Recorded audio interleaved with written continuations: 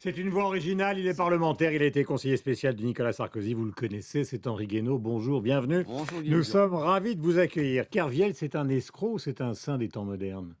Un saint. Je vous pose la question. Non, Il est adoubé par le pape et par le clergé. Oui, il n'a pas été béatifié non plus.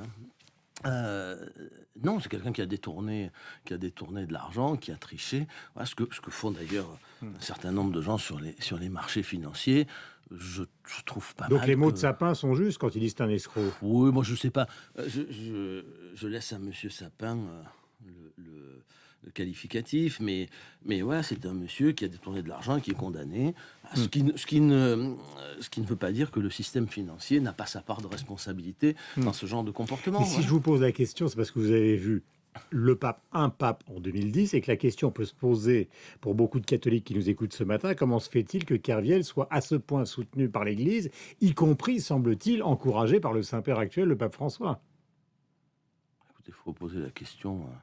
Vous avez l'air interdit. Oui, il faut poser la question au pape, il a quand même... qui est un prêtre, qu'un prêtre l'accompagne et prenne cette écosse pour lui. Ça, après tout, Mais le message subliminal, c'est de dire qu'il a au fond l'appui du Vatican dans cette démarche. Non, je crois que le message subliminal n'est pas celui-là. Le message subliminal, c'est un message contre l'argent fou, contre la finance folle, qui est un des maux de notre époque. Oui, mais avec le soutien du Vatican. Mais le soutien n'est pas accordé, me semble-t-il, à Monsieur Kerviel, qui, encore une fois, a quand même réussi à subtiliser, à construire une position, si mes souvenirs sont exacts, de 50 milliards de dollars, et qui a fait perdre à la banque 5 milliards de dollars. La question est, qu'est-ce que c'est que ce système de fou dans lequel on peut construire une position de 50 milliards sans que personne ne s'en rende compte?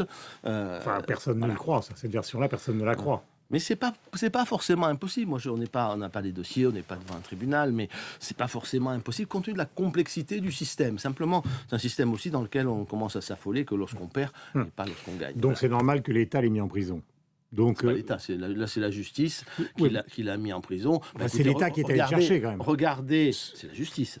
La banque a porté plainte et la justice en l'occurrence l'a jugé. Il y a eu trois jugements successifs. Regardez ce qui se passe dans un pays comme les États-Unis.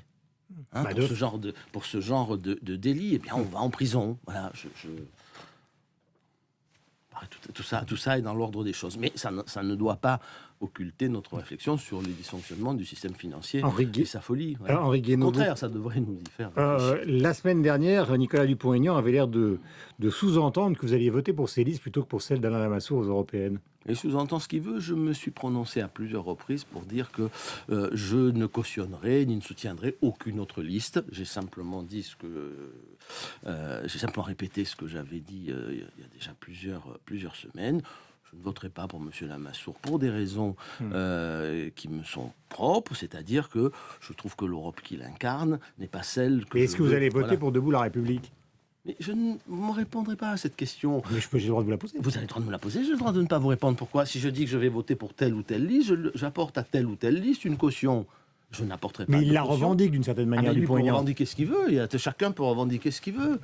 Mais moi, je fais ce que je veux et je dis ce que je fais. Voilà. Je comprends parfaitement que vous ayez le droit de garder le secret sur un vote, mais en même temps, vous savez bien que ce secret va être interprété comme une manière, justement, de déstabiliser l'UMP et peut-être... parce que vous l'avez dit vous-même avant d'entrer dans ce studio, on va dire Guénaud, c'est le type qui va contribuer finalement à la victoire du Front National. C'est ce que je lis dans la presse, mais heureusement le ridicule ne tue pas. J'espère que personne ne s'aventurera à visage découvert sur ce terrain, quel que soit le résultat des élections. Vous l'avez lu. Oui, mais pas à visage découvert pour l'instant. C'est toujours les petits apparatchiks, là, les chiens de berger qu'on lâche pour remettre tout le monde dans le troupeau, mais qui ne disent pas leur nom. Au moins les chiens de berger, ils ont un nom, mais ceux-là, ils n'ont absolument pas de nom. Bon. Et moi, j'ai pas l'intention de confondre un parti avec un troupeau. Je suis ni un mouton. Mais quand on vous dit, par exemple, comme Juppé l'a dit, je crois, il y a une dizaine de jours, que finalement, vous devriez tirer les conséquences de cette différence qui vous oppose à la ligne officielle de l'UMP, c'est-à-dire, au fond, faire votre valise et partir. Ah bon? C'est ce qu'il a laissé entendre. Mais non, c'est ce qu'il a dit. C'est ce qu'il a dit, mais ça le regarde. Il a dit, c'est pas moi le dirigeant, c'est pas moi qui prendrai la décision. Non, mais j'ai cru constater que personne ne souhaitait que je m'en aille.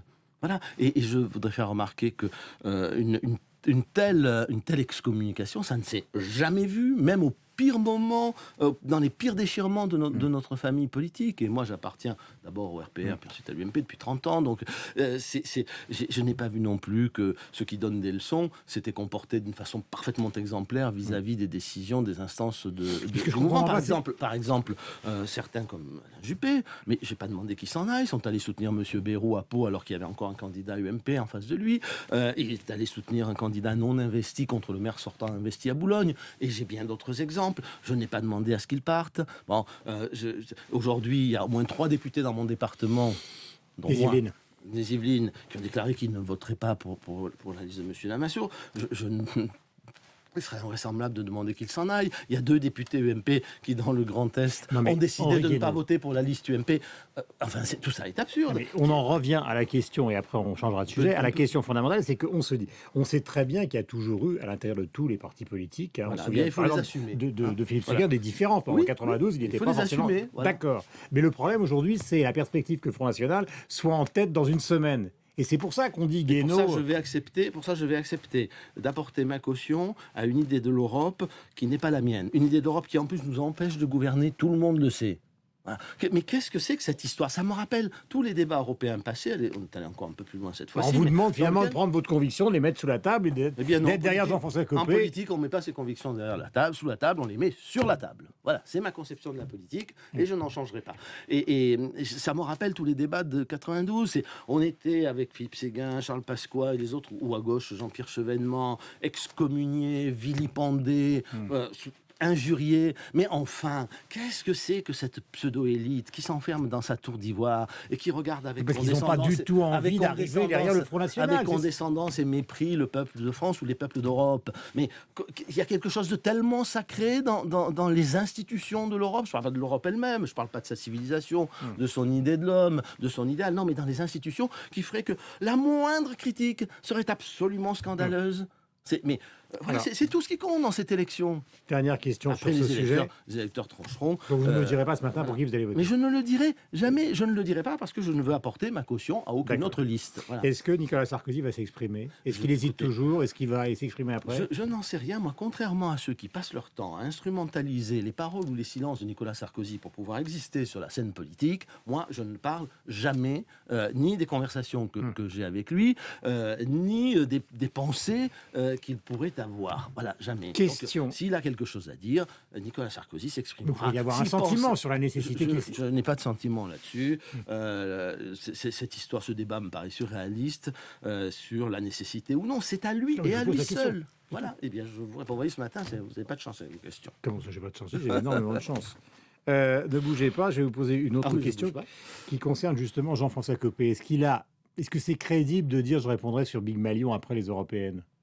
Écoutez, moi, il est en campagne, il fait campagne. Le moment où il voudra s'expliquer, il s'expliquera. Mais il l'a dit, ce sera après les européennes. Oui, je sais, mais il s'expliquera quand il souhaitera s'expliquer. Moi, je refuse de participer à toute opération de lynchage. Je refuse de nourrir des soupçons et des suspicions. J'ai cru comprendre qu'il y avait une enquête préliminaire qui avait été ordonnée à la suite des pseudo-révélations du Point. Voilà, je refuse de participer à cette opération de lynchage. Mais est-ce que vous considérez que l'affaire Pygmalion est une sorte de sous-marin politique qui est téléguidé par la gauche, par exemple? Je ne considère rien du tout.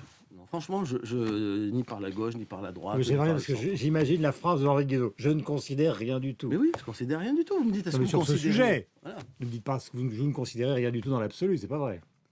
Non, mais vous me demandez ce que je considère. Parce qu'il y a beaucoup de gens qui se posent des questions, sur la gestion de l'UMP. C'est tout à fait normal. Je ne me pose aucune question, j'attends les réponses qui seront apportées aux questions que tout le monde se pose. Et est-ce que vous considérez qu'il y en a en sous-main qui, justement, n'ont qu'une seule envie, c'est de dégager Copé avant même le terme de son mandat? Je pense qu'en politique, il y a toujours en sous-main des gens qui ont des arrière-pensées. Ouais. À droite, à gauche, au centre, le concernant François Fillon, me concernant tout le monde. C'est hélas parmi les grandeurs de la politique, ces petitesses. Je reviens un mot sur cette histoire d'européenne, pas au sens politique, au sens classique, mais il va y avoir quand même une sorte de gueule de bois en France. Imaginez que la semaine prochaine, lundi matin, on est tous les deux, on commente le résultat des européennes et Front National est à 25, 26, etc. Et tout le monde derrière. C'est quand même historique. Si c'est le cas, mais pour l'instant, personne n'en sait rien. Non, je suis d'accord. Pour l'instant, personne n'en sait rien. Mais ça va donner une gueule de bois terrible. Mais moi, je pense qu'au lieu d'avoir des gueules de bois le lendemain des défaites, et ça vaut pour tous les partis, vaudrait mieux se demander le lendemain des défaites pourquoi on a obtenu tel résultat plutôt que tel autre. Cherchons les causes et les causes profondes. Enfin, tout le monde explique que l'Europe ne marche pas. Tout le monde explique qu'il faut changer. Et la moindre proposition, la moindre critique pour changer est considérée comme un sacrilège. Mais si on arrêtait, encore une fois, de n'avoir aucune considération pour les sentiments et les aspirations des peuples ou pour leurs souffrances. Une personnalité très importante de la famille politique à laquelle j'appartiens a dit « il faut parler de l'Europe avec tendresse ». Mais moi, je préfère, plutôt que de parler avec tendresse des institutions européennes, des procédures et des bureaux qui nous accablent de leur réglementation, je préfère avoir de la tendresse pour les Français qui souffrent, pour les Français qui ont des problèmes de fin de mois, pour les entrepreneurs qui ont des difficultés. Voilà. Ayons de la tendresse. Donc le voyage en Allemagne de François Hollande n'a servi à rien comme mobilisation et comme voyage symbolique. Enfin, il n'y a pas de campagne, puisqu'on ne peut pas en parler. Monsieur François Hollande fait une tribune, une page dans Le Monde. Et au fond, quand vous cherchez bien, outre que j'ai l'impression, là encore, de relire les textes de 1992, depuis, il ne s'est rien passé, on n'a rien appris, on n'a rien compris, mais moi, j'en suis sorti avec cette impression terrible qu'au fond, la France ne serait jamais aussi grande, jamais aussi belle, jamais aussi forte que lorsqu'elle aurait totalement disparu. Voilà, c'est quand même extraordinaire. Et ça se résume le débat. Voilà. Il n'y a aucun autre débat. Dernière question, est-ce que vous trouvez normal qu'un 1,8 million Français soit exonéré d'impôts ? Mais d'abord, personne n'est exonéré d'impôts dans ce pays. Il faut arrêter de dire ça. Parce qu'il y a les impôts indirects, évidemment. Mais oui, mais enfin, c'est quand même la grande part. Alors, la majorité sont Il y a la CSG aussi, je vous le rappelle, la CRDS. Bon, tout le monde paye. Est-ce que vous trouvez normal que c'est 1,8 million Bayrou est contre, évidemment, le gouvernement est pour, et explique que ce sera d'ailleurs une opération qui va continuer en 2015, 2016, 2017, etc., etc. Financée dans un premier temps par l'argent qui revient de Suisse. On peut vouloir que chacun paie un euro symbolique, mais enfin, tout ça est quand même plus de l'ordre du symbole que de l'ordre de Vous disiez les Français qui souffrent, oui. Ils sont exonérés d'impôts. Oui, voilà. Le problème, c'est que dans cette affaire, on accable tous les autres, et puis on fixe des seuils qui sont absurdes. C'est comme les retraites. Pourquoi 1 200 euros ? Parce qu'à 1 201 euros, on n'est pas dans la même situation. Donc, ce qui m'affole, c'est pas tellement qu'on exonère des gens qui ont jamais payé d'impôts sur le revenu, mais qui payent quand même la CSG et les impôts indirects, qu'on les exonère. Ce qui m'affole dans cette affaire, c'est qu'on essaie toujours de dresser une partie des Français contre les autres. Voilà. Alors les petits contre les tout petits, contre les moyens petits, contre les moyens gros, les jeunes contre les vieux, une petite partie des retraités contre tous les autres. C'est tout ça qui est intenable. C'est tout ça qui est ingérable parce que c'est profondément injuste. Voilà. Et c'est le jeu auquel se livre la gauche en servant des clientèles. Et ça, c'est pas bien parce que ça brise notre cohésion sociale et que nous ne nous redresserons pas si nous ne garantissons pas notre cohésion sociale. Merci Henri Guénaud d'être venu ce matin sur l'antenne de Radio Classique et de LCI. Et je songe à faire remplacer le bureau puisque... Pardon, mais oui, mais c'est la passion que suscitent vos questions. Quelle ironie.